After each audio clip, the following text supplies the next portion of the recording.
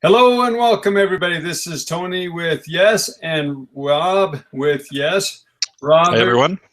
Robison is the president and CEO of Yes, and he is a licensed marriage and family therapist and is looking forward to answering your questions.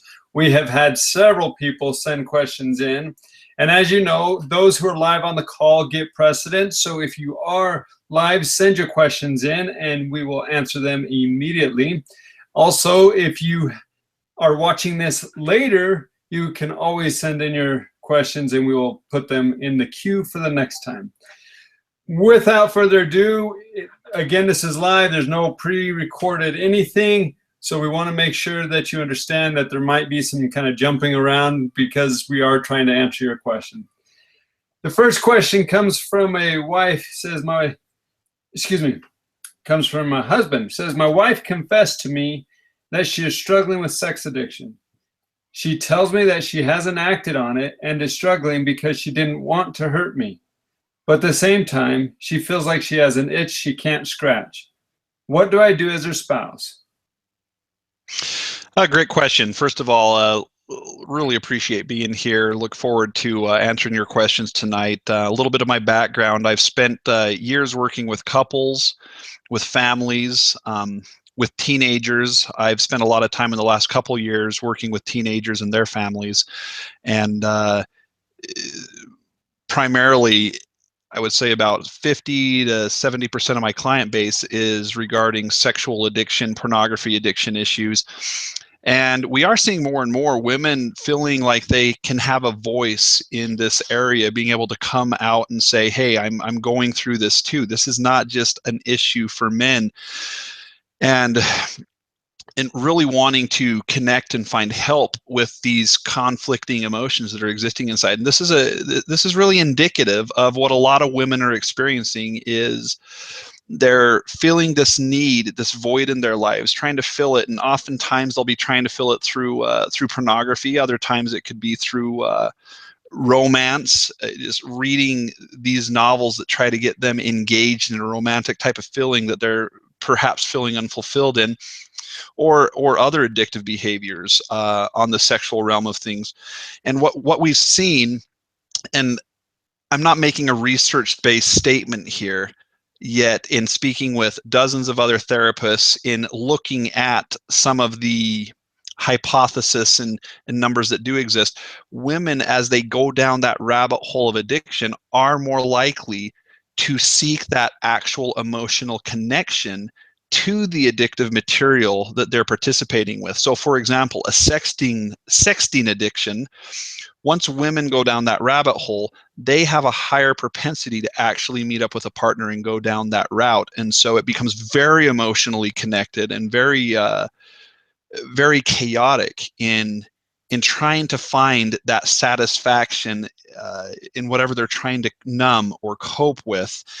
And being able to come out of that rabbit hole really does require a concerted effort. And so for you, asking this question in regards to your wife, she's come out and she said, hey, I'm really struggling with this. I haven't acted out on it, but I'm scared.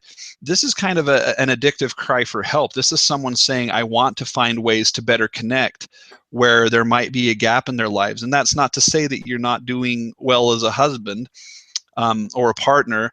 And taking that effort to the next level, going in and seeing a therapist, taking time to do couples therapy. One of the types of therapy I recommend, and you can ask this to your therapist, do they do emotionally focused therapy?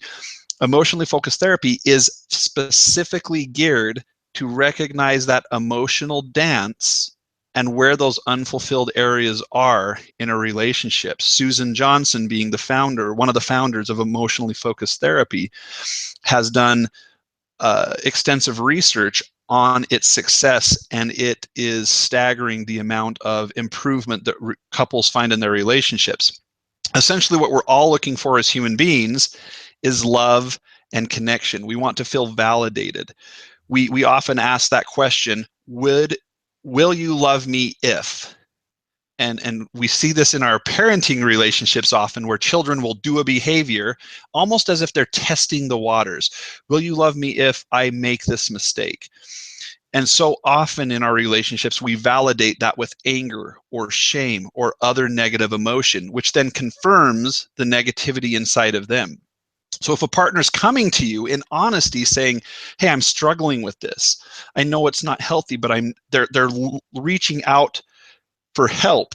And for you to say, okay, I'm here, I'm present, I I will be a partner with you in this journey, is one of the healthiest things you can do. Not always easy. And to the credits of husbands and wives, of spouses who are going through addiction, sometimes you need to do some work to get into that place where you can do that. And depending on how deep and for how long things have been, there's no cut and dry answer to if you should stay with someone, if you shouldn't. If someone's been having affairs for 15 years and they finally come clean and they've had, dozens and dozens of affairs, that's a call that a spouse will often have to make, and it's not always the wrong answer to look for divorce or look at other alternatives in those situations. So I'm not basically saying just because this guy here on this webinar is saying so, you have to make it work no matter what. Sometimes making things work is knowing your boundaries and your limits when there's things are so deeply separate. But most of the time, a good majority of the time, this is about two partners that still love each other that are feeling a void in their lives. And sometimes that's through pornography addiction, sometimes that's through intimacy based addictions, sexting, trying to find that connection with someone else to fill that void, to numb the pain in your current relationship. So seeking help together, doing emotionally focused therapy as a couple. I would also recommend Gottman therapy. So if your therapist uses Gottman or Susan Johnson, emotionally focused therapy, John Gottman, those are really great models to use. So trying to fix it, that's not your role. No spouse can fix their spouse's. No parent can fix their child's. No loved one can fix their loved one's addiction. We don't have that much power to fix someone else's issue. So our role is to be there as a support. So if they come and say, what should I do? I need you to, often a spouse will say, you can't let me be on my technology. Well, that's basically trying to hand the power over to you to keep them sober, and you don't have that much power. Because if they really want to use, they're going to be in a state where they don't want to hand over their technology. So you being there as a support becomes a really crucial step, but not trying to go into fix-it mode. Here's an important second follow-up to that question. What does trying to be a fix-it person mean with sexual or pornography addictions? Here's some examples. Monitoring your spouse's emails. Constantly looking at the websites that someone's visiting. Now, you might think, well, I need to check up on them. Here's my question. What good is that going to do to their recovery? Let's say you do find something. Okay, they haven't come to you, you find something because you're policing or monitoring their internet usage, and then you confront them and say, hey, I found some inappropriate websites, or I see that you've been chatting with somebody else sexually. They're immediately going to go into a confronted fight or flight response emotionally, and that does not create healing. It's about them having the knowledge that they're accountable and being able to come to someone. And if a spouse isn't in a healthy place for their addicted spouse to come to, then it's absolute imperative must that that addict has a therapist to be able to be honest and accountable with, so that you as a spouse don't have to be the fixer, always monitoring, always checking up. I've never seen that create healing in addiction. It just creates disconnection in relationships and a power struggle in trying to gain and maintain sobriety. Okay. She wants to do things sexually with me that I'm uncomfortable with. Do I just give in? Having boundaries in your sexual relationships with your spouse is absolutely okay. If you're not comfortable being able to communicate that and then figuring out what that's about, and I don't even know what your definition of uncomfortable is, and I don't think it's imperative to go into details on this call. I actually teach at a university human sexuality. So communication in the sexual relationship is absolutely vital. Yet we have shamed in our culture and created such a disparity in what healthy sexual conversation is all about. We either get our information from the internet and sitcoms, or from potentially an upbringing where our parents never gave us the okay to talk about sexual things. So it becomes almost a shameful type of conversation to talk about what is it that a spouse or my partner likes? What is it that I'm comfortable with and you're comfortable with? Why do you want to do this? Why do I not want to do this? To be able to have those conversations and not in the middle of the sexual experience. That's the worst time to create boundaries. Is if you're with your wife, for example, and she's like, I want you to do this right now. And you're like, I don't feel comfortable with that. That becomes very shame-based for both of you, yet this happens all the time in relationships. So having a time to sit down and talk about your sexual relationship. And if you need to sit down, again, sitting down with a therapist, even a sex therapist, can be very, very healthy so that you can work through why it is that you are feeling uncomfortable about those things and what appropriate and healthy boundaries are based off of your value system individually and as a couple, and coming to some healthy agreements on that. Really important. Great question. Yeah, But this is one other thing. We live in a society where we look on the media, and when we talk about sexuality in the media, we're often seeing these, and we have to absolutely pay attention to the more severe instances of sexual assault and rape and these kind of things. But we're not, because it doesn't sell in the media, we're not having these conversations of a spouse being able to say no to their spouse. If you're not comfortable, it is okay to say no and to not have to give in. Yet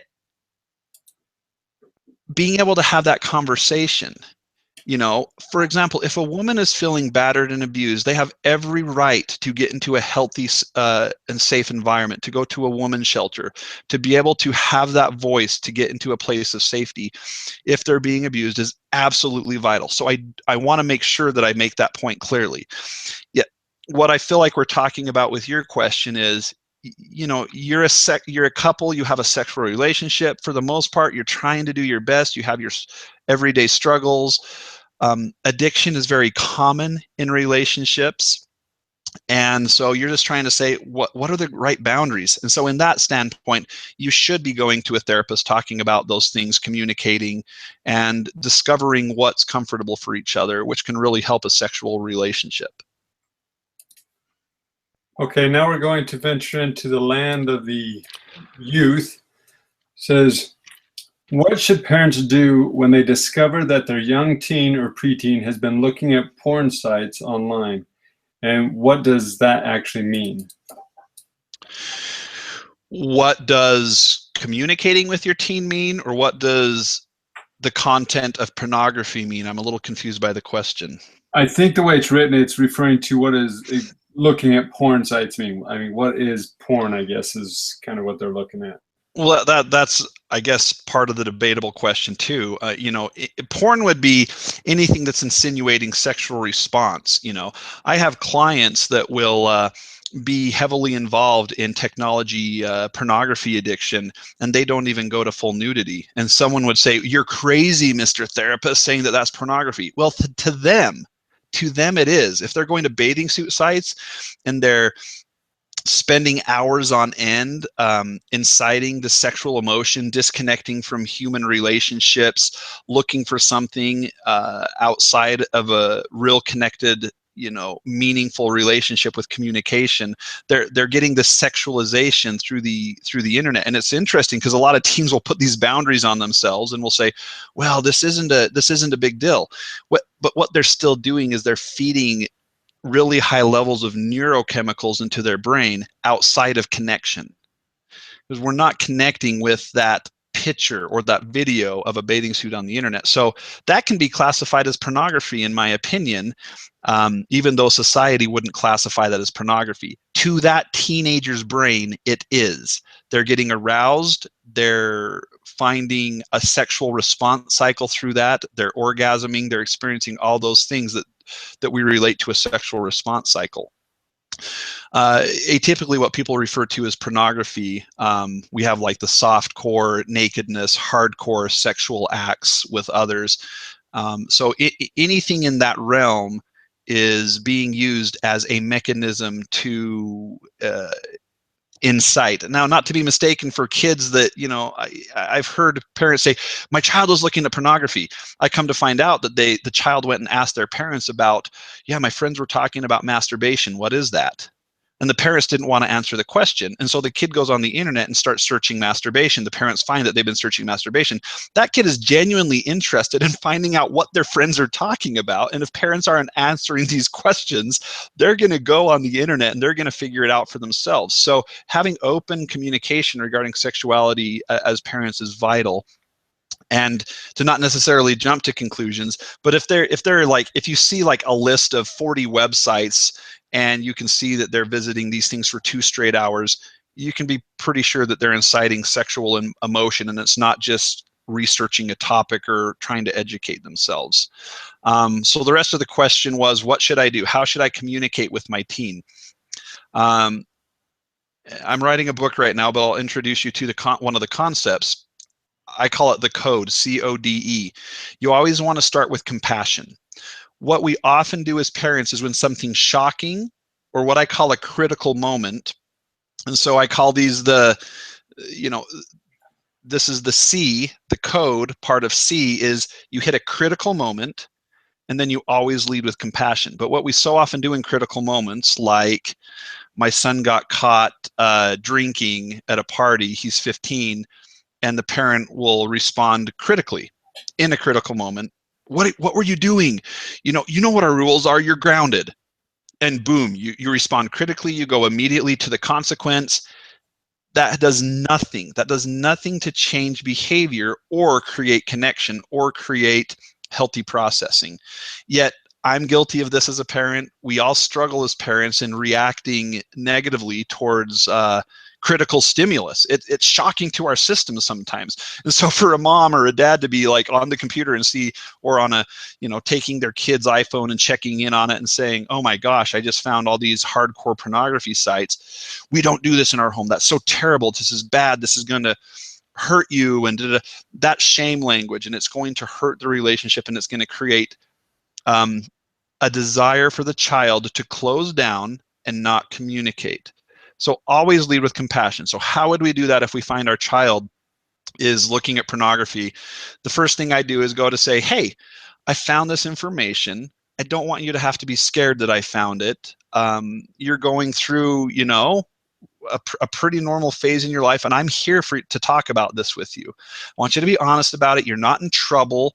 This is just something I want to talk to you about. I get it. I've been there as a teenager, and I'm here to talk. Now, they might lie. Most of the time when confronted, a child is going to lie. And if you catch them in the act, they're going immediately into their shame space, and they're going to be emotionally shut down. Not the right time to have the conversation, okay? When caught in the act of looking at pornography, having a discipline-based conversation will never work. It will only create fear. They're already shocked. They're already feeling shame. The thing you want to do is say, you know what? Let's give this a little bit of time. When you're ready to come and talk to me about it, please do. Because I want to think about it. I want you to think about it. And I want to have a healthy conversation with you. That's like a breath of fresh air in parenting when you can do that. And so that's a very compassionate response. Or if you found it and you approach them, just say, hey, I just want to be honest with you. I don't want to hide that I know this information, because me hiding things from you isn't healthy for me. You're modeling to them honesty and accountability by doing that as a parent and not hiding that you know something. And then allowing them an opportunity to be accountable and just saying, yeah. And if they're accountable and they're like, yeah, I've been really struggling. I'm so glad you caught me. I wish I could get on top of this. It's been so hard. then you're compassionate. You say, wow, that really does sound hard. I can't imagine how hard that is. Then the O in code is observe. Find out their cues. If they're withdrawing from you, if they're lying, confronting at that point will do no good. That's when you say, you know what, it looks like something's going on and I need to set some boundaries with the technology usage. When you're ready to really talk to me about this, I'm here. So that's just the power of observation, looking at their cues. If they're sitting there crying and feeling like this load is finally being lifted from them because they can talk about it, that observation can be like, okay, now I can connect with them. I can talk with them a little bit deeper about this. If they're totally withdrawing and they're angry, what good is the confrontation going to do at that point? You want to allow them the opportunity while protecting at the same time. And that comes to the D, which is making the decision. And I kind of went into that already. So as you've been compassionate, observing their reaction to that, then you have a decision to make. Do we place a boundary? Do we place a consequence? Am I doing this out of anger? If you create any consequences out of anger, they're usually not going to go well because we usually overreact. For example, you're grounded from technology for a month. Well, are you really going to follow through with that consequence? Is that really an appropriate consequence? Okay, so anytime that there's deep emotion, you need to determine based off of your observation and observation of yourself what the appropriate behavior, appropriate consequences are. And then no matter what, you always end with the E, which is empathy. Okay, finding a place in yourself. So for example, if a child is withdrawing, not being honest, you've confronted them and they're saying, wasn't me, I didn't do this, and you know they did it, still end with empathy. You say, you know what, this is a tough conversation. When I was a kid and my parents would confront me about stuff like, you know, that I was going through, it was hard for me too. So I get it. I just want you to know that I'm here for you so that you can talk to me anytime. And I promise I will do my best to react with compassion and to just be there for you. That's inviting them to emotionally connect with you, even if it's down the road a little bit, okay? If you end with, well, I know you're not being honest with me, so we're shutting off technology for a week, then what good is that going to do? They're not going to want to connect with you. They're not going to want to be honest and accountable, and they're just going to feel that anger and they're going to justify their behaviors, which does nothing for healing. So providing that warm and open environment is so crucial. So just remember the code: compassion, observation, determine the next steps, and then empathize. And then I like to add another little piece to the end of this, which is then you talk about consequences. So you can even call it the codec, okay, which is the consequences at the very end. Never lead with consequences unless you're in a like vital life-saving situation, you know. You can set boundaries immediately if your child's, you know, if my kid's about ready to run across the street, I'm going to make a consequence immediately, which is I'm going to say something or yell something so that they don't run in front of that car. That's not what I'm talking about here.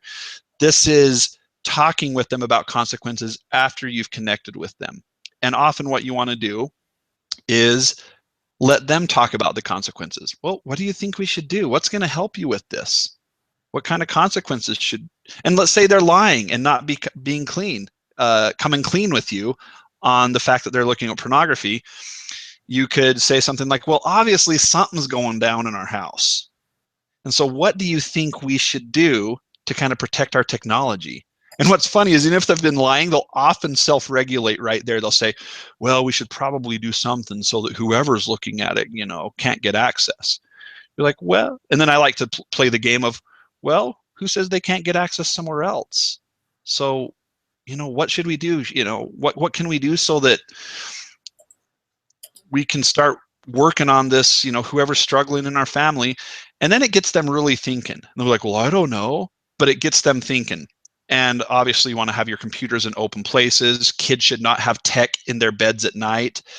If you let your child go to bed with technology, there will come a point that it is sexualized. Now, I can't say that's 100% of the time, but it's pretty close. It's pretty close. If you give your children unrestricted access to technology in their rooms at night, and they are teenagers, okay, I would even say this is kind of a rule for adults too. At some point, it will become sexualized. There's just too much access. It's too easy, and parents often use that invisible shield. It's an invisible shield because it can be seen through, which is filters. I'm not against filters. I'm very I love filters, but not as the solution. Okay, kids can get around filters. I've had so many teen clients that can reprogram around the filters to get access, and there's ways to do that. So filters can give you, if filters are your security, that's a false sense of security. If filters are a piece to the puzzle, you know, well, I can keep my tech at night because I have a filter on it, Mom. That's just not healthy. So the younger your kids are, the easier they'll accept this. So do it while they're young. One of the things we like to tell our children is you control the technology does not control you. Okay, this goes along with what we've been talking about, but what are some specific kind of questions I could ask my child about addiction, or kind of finding out where they're at? Some very specific questions. Starting when they're young.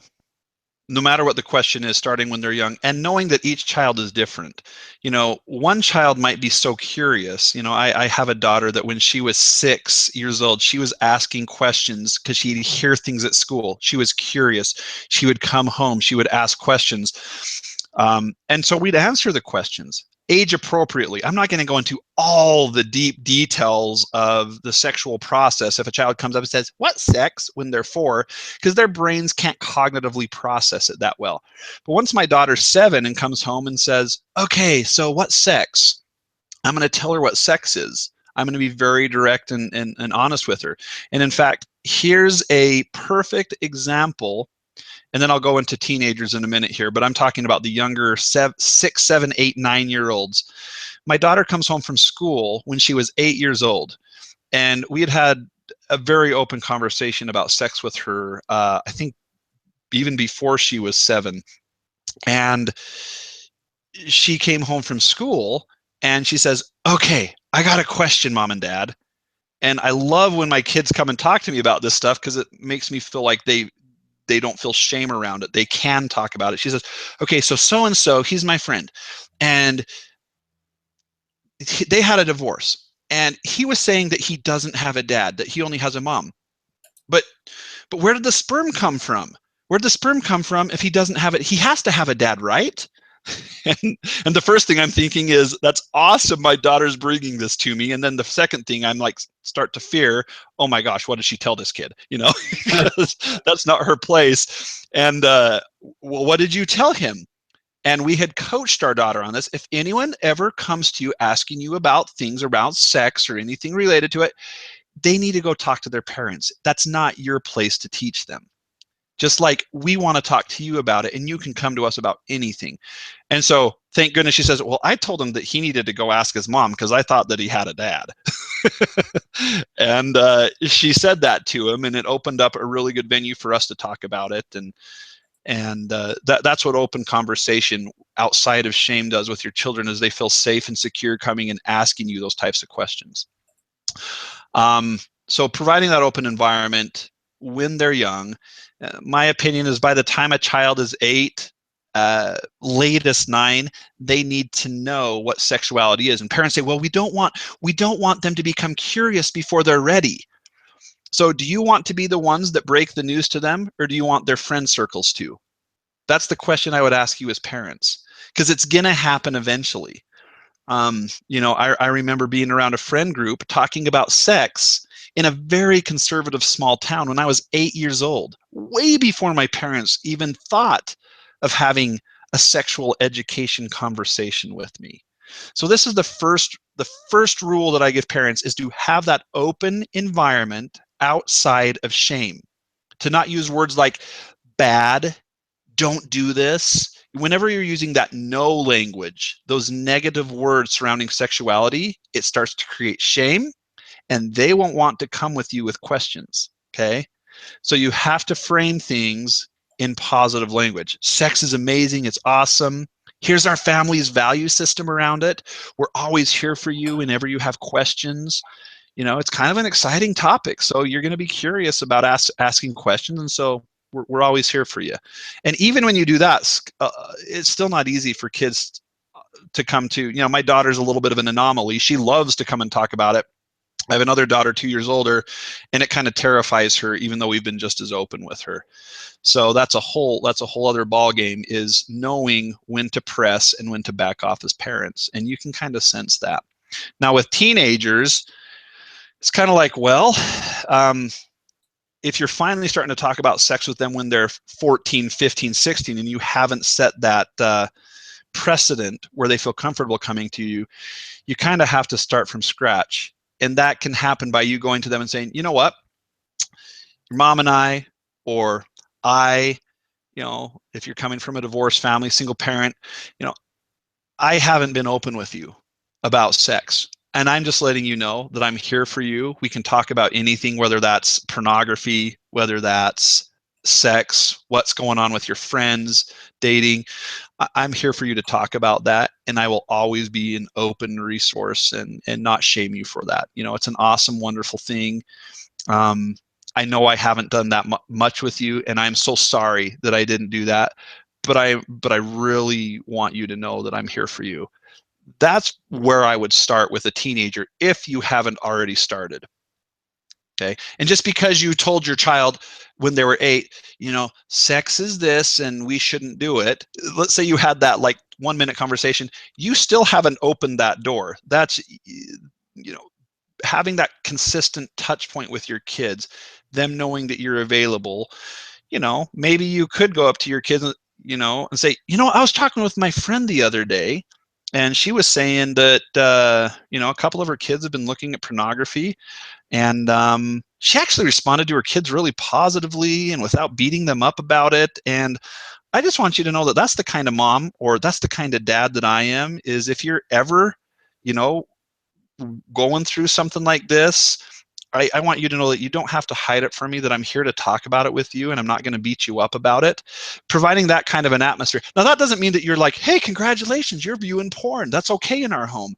That's not what I'm saying, because then you can always set the boundaries. You can be like, okay, well, what do we want to do about this? How are we going to help you, you know, set some healthy boundaries? You know, if they come clean with you, it's because they want help in the first place. So always leading, you know, always taking that empathetic and compassionate approach is the best form, especially with your teenagers. Confrontation just doesn't work. This next question comes from an individual. She says, I'm not addicted to sex itself, but I'm pretty sure I have an addiction, but it's to fantasy. So much so that it affects my daily functioning. Am I a sex addict, or is this some other kind of an addiction? Yeah, so there's an author out there, and she does infiltrate some spiritual aspects to their writing. So if you're coming from an atheistic standpoint, then you probably wouldn't like this book. But the book is called No Stones, and the author's last name is Ferree. And I'm not even sure if it's Ferry, or how you pronounce her name, but it's Marnie Fair, Ferree. And she has written a really extensive book on sex addiction for females, and she talks about this umbrella term of sexual addiction, and that it's not that simple, especially for females. And yes, for males too, but I'm specifically answering a question for females right now. There's different types of sex addiction for females. There's what she calls the relationship or love addict. Okay, so that's relationship or love addict, meaning I'm constantly searching for that romance that I never feel like I'm getting fulfilled in or finding. And that can become kind of hyper-focused, always searching for that new relationship, always searching for that sense of love, almost like you're looking for the pot of gold at the end of the rainbow that really doesn't exist, because the fact is all relationships have conflict. All relationship is about struggle and love, but that's part of love is struggle. And so that can become part of that. And she talks really well about it. She talks about the romance addict.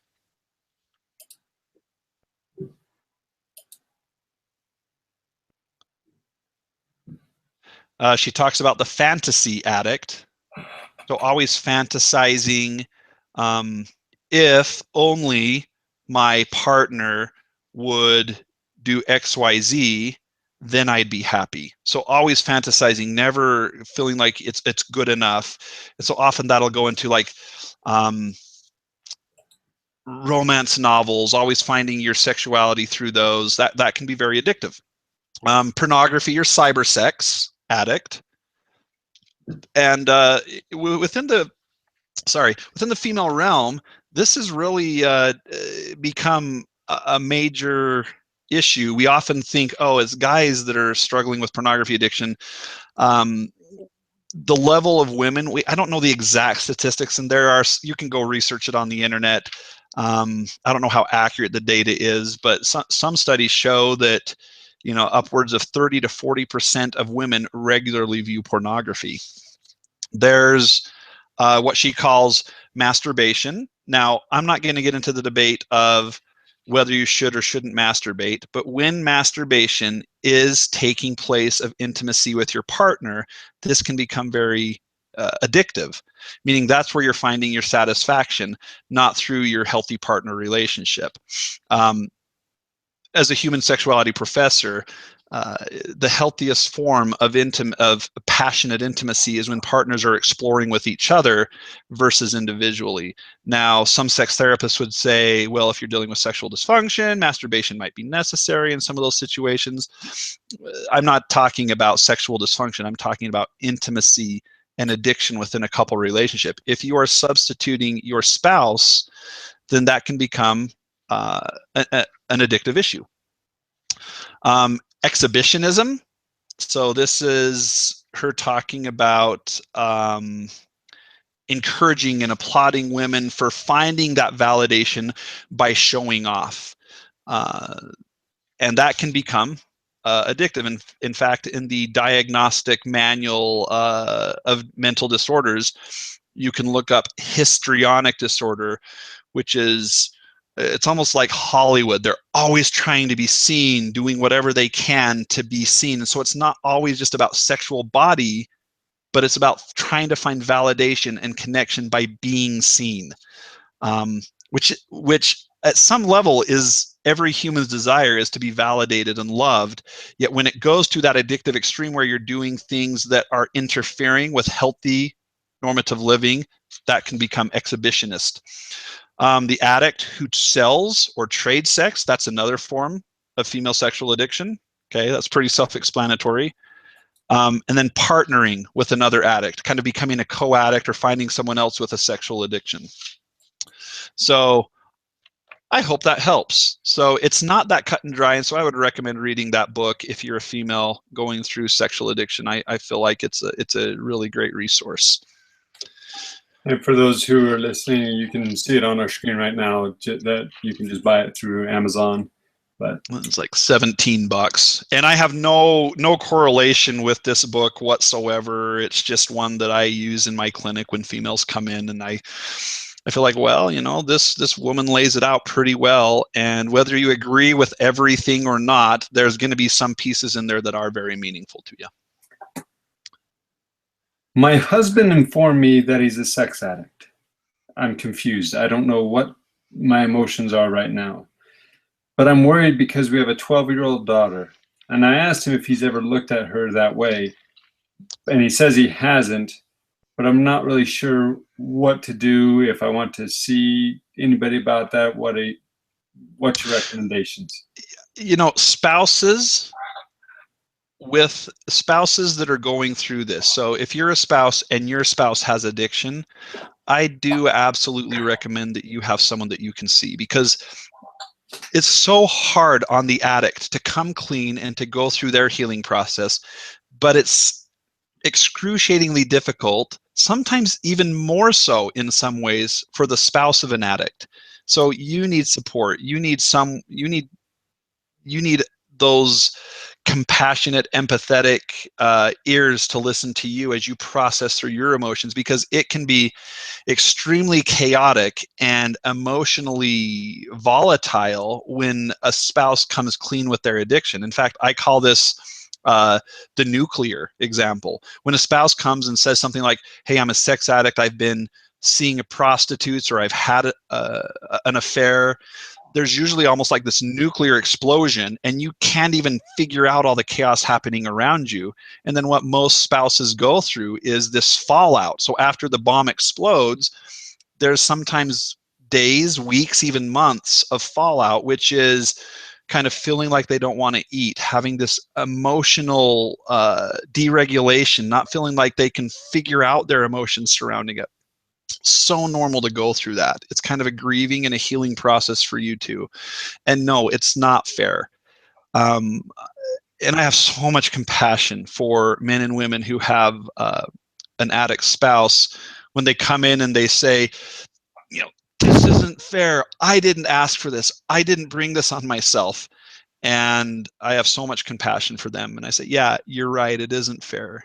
But you deserve to heal, because it's here, and finding someone that can be there for you as a therapeutic relationship is really important, and you deserve to get that help too, just as much as your spouse does.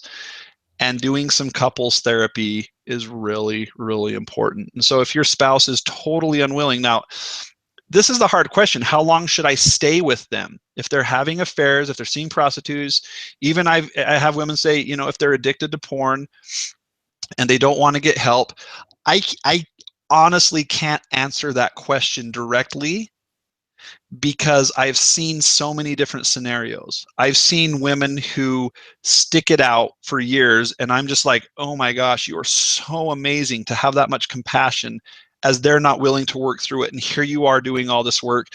And then I've seen, because of their example of compassion, some of these men hit a rock bottom where they say, okay, honey, I'm ready. And women.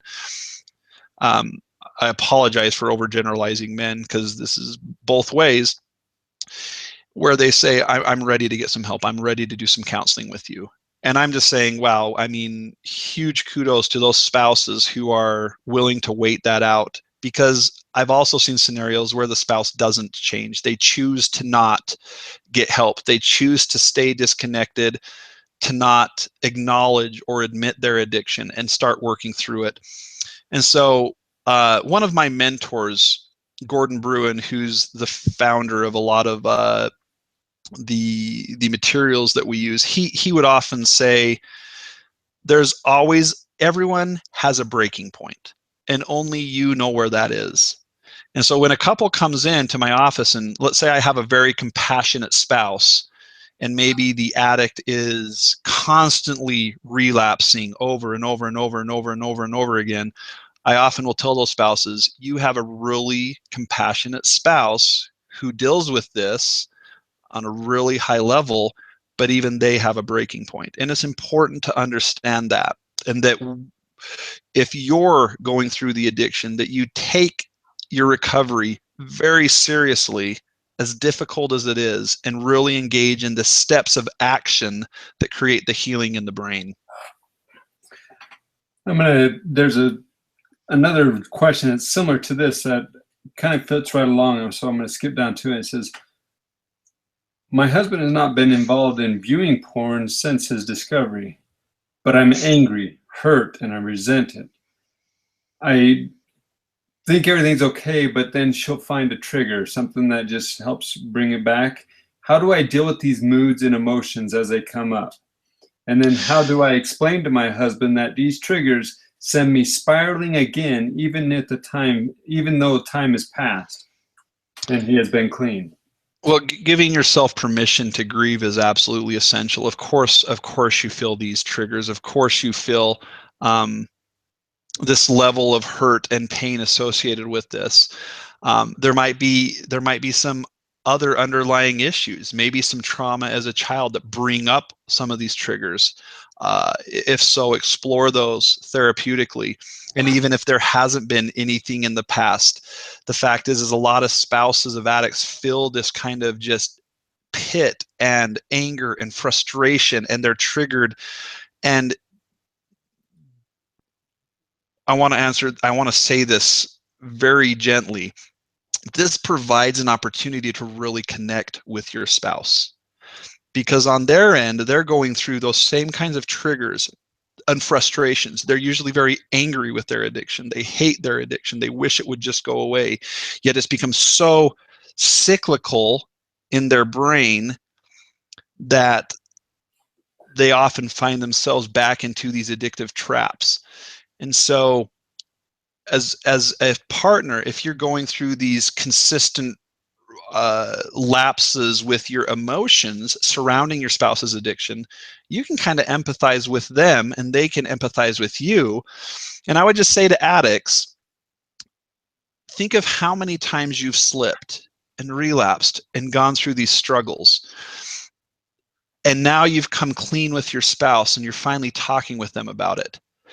They're going to have to go through a healing process too, oftentimes very similar to yours. And it's a process. It's not an event. It's not like you just tell them that you're an addict and then all of a sudden everything's great. The irony is when an addict comes clean, there's a huge weight. This weight of shame and hiding often comes off their shoulders. And so I'll see this in my office all the time. A couple will come in and the addict's like, I feel like $1,000,000. I feel great. It's like the first time in my life I'm finally being honest, and it's like this weight is lifted and I'm so excited to be working through this. And here their poor spouse is like bawling their eyes out going, well, I don't feel good. I feel like crap. I feel like a bomb is dropped on me and I don't know how to manage it. And here you are all happy. This isn't okay for me to have to experience all these emotions. So giving yourself permission to go through this is really important. That doesn't mean you don't do anything about it, because you don't want to feel this way for the rest of your life. But the fact that you will have triggers and maybe even moments where you're concerned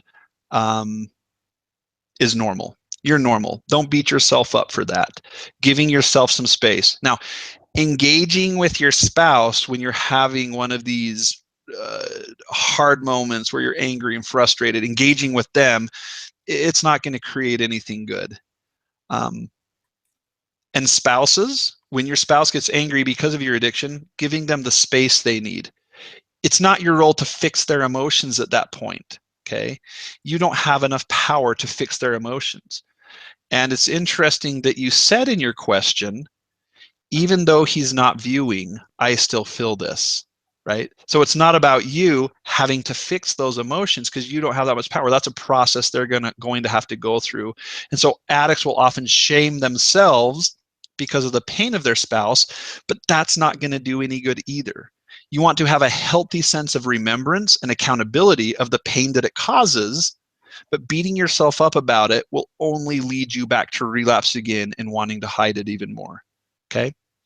Hope that helps. Oh, and back to the question regarding that fear of looking at your daughters a certain way or things like that.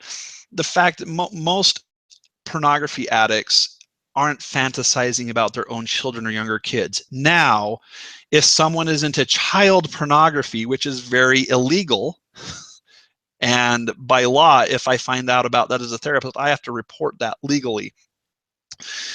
Even though that is very illegal to do that. Most addicts, most pornography addicts aren't in that level of pornography. They're not seeking. In fact, the majority of clients that come through my office that are pornography addicts, that's the last thing on their mind is ever going the child pornography way. So not that you shouldn't ever worry about that, because that's a whole other issue. It's like saying heroin and alcohol. They're two different addictions. But can they be interrelated? Yeah, sometimes they can, but that's if they're into the child pornography side of things. That's if they're fantasizing and acting out in pedophilic type behaviors. Then there should be a concern, but the majority of the time it's not related from my experience. So if your husband, you know your husband, and not to say that there shouldn't be boundaries or healthy communication factors in place, but if he says, hey, this is a pornography addiction, I want to communicate with you about it. Of course, I don't fantasize about our daughter. there's never any guarantees, but most of the time, not to take away from those times, because any women who has been abused or a father who's abusing their children needs to come clean on that, needs to get the help that they need, because they are doing massive amounts of injury and damage. And I do not for a bit want to take away from girls who have been through that kind of trauma in their life.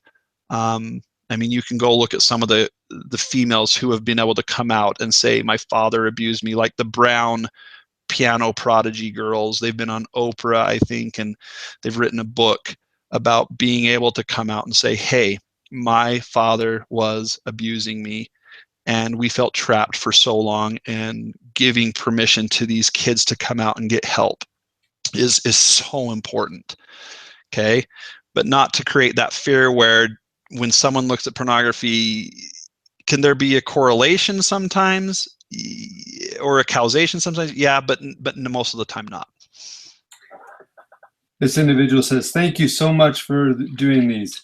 I do not live in the US, but I am married to a wonderful Christian man, but he's also a sex addict. This is the first time I'm publicly admitting it. He is a sex addict.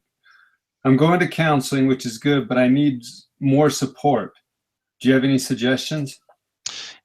Engaging in these types of things is really great. Finding more support groups. If you're going to counseling, that's so fantastic. And I commend you for that. That's awesome. Having the courage to say, I need help, is one of the strongest things that a human being can do. When people think that they're so strong that they don't need help, that's what weakness actually is. That's a form of weakness. Strength is when we admit that we're too weak as human beings, that we're imperfect, that we have these volatile emotions, that we need help. That shows strength. And so just doing what you're doing is amazing, and don't give up on the process. Stay engaged in your process, and you'll find a lot of hope along the journey. If there's a group that you can go to, that would be highly recommended as well. Finding online resources is a great way. Now be careful. There's a lot of fluff out there online, and a lot of it is just packaged with a pretty bow. But there are some really good things, and I'm sure Tony can put on the website some of those resources that are available as well. I know he has some of them there. Was there another part of that question? Mainly just what can she do? So it was just he admitted. I really hope your spouse your husband's seeking help as well, and that you can kind of go through this journey together. And I've noticed that these addictions, sexual addictions, they don't respect who you are. We sometimes want to stereotype, oh, this is what a sex addict looks like. And there's no way you can do that, because some of the best men and women that I've ever met have sex addictions. And it's almost like this double life that they wish they could crush and destroy, but it keeps infiltrating their lives. Sometimes there's some of the best people in the world who just have an addiction and are struggling and need help and need to own it and go through that healing process and heal their brain from the pathways that have become addictive in there. And that's very possible to do. But it doesn't just happen by saying it. That's the first step, acknowledging and admitting. But then you have a process to go through. And it literally is about changing the way that your brain processes the addiction, and what we call the homeostasis, or the cycles of addiction in the brain, need to heal. And that doesn't happen just by talking about it once or twice. It happens by doing specific things, taking steps, doing actions, planning, meditating, going through a therapeutic process. And some of the studies out there show that healing from addiction can take upwards of 5 years and at least about 12 months if you've been engaged in an addiction for a long time, that you need to go through a healing process with consistent behavior, and then you maintain your healing behavior. Doesn't mean you have to be going through the weekly therapy for the rest of your life. Some addicts do.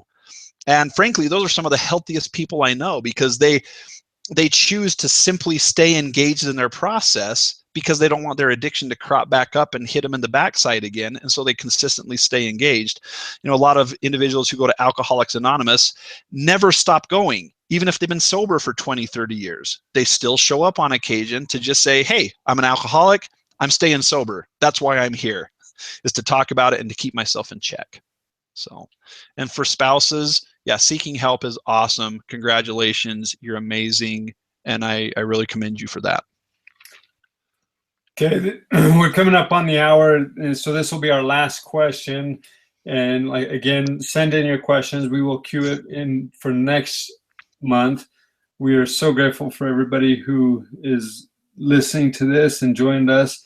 This last question is relating to a lot of what we've been talking about, and it says, how do you tell if somebody is being or has been sexually abused? I mean, it's really hard. With children, it's sometimes easier. With adults, and I don't like, it's hard for me because I don't want to stereotype to where people are saying, oh my gosh, you've been abused, when they haven't. But I almost have to back up to do this. This is what we call kind of a closed body position, where someone just kind of has their head down, they're always folding their arms, not engaging with other people. That closed body position with children is a red flag to look out for. And perpetrators and pedophiles will watch for kids that lack that confidence, that have those closed body positions. And it's sick and it's twisted, but that's who they will often victimize. Kids who are confident, who are associating with other children, who don't have those kind of victim kind of body positions, they usually won't. And there's never 100% guarantee, but that you usually stay away from those kids, because we call them predators for a reason. They look for specific things. They train themselves to know what to look for. And as disturbing as it is, it's good to be educated on this. Other people who have been through rape and things will often hate their bodies, and they'll start wearing baggy clothes and won't let themselves be seen.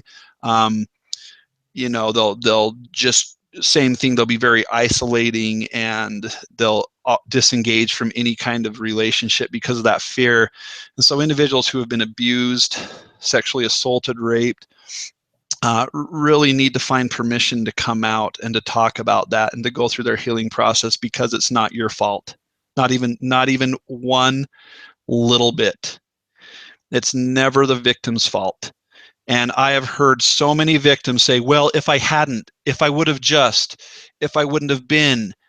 That's just someone who's going to sexually assault or victimize someone.